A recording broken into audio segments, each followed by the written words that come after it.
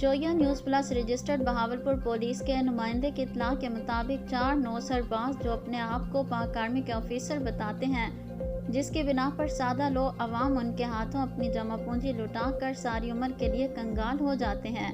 तफसीलात के मुताबिक 4 मुलजिम जो जिला उकाड़ा के रिहायशी हैं, उन्होंने एक सादा लो इंसान से अपना तारुफ पाक आर्मी ऑफिसर के तौर पर करवाया और ज़मीन फरोख्त करने का बताया, जिस पर उन्होंने इस आदमी को एक सरकारी ज़मीन दिखाकर सौदा किया और मुबलिक 24 लाख रुपए बतौर एडवांस हासिल करके फरार हो गए।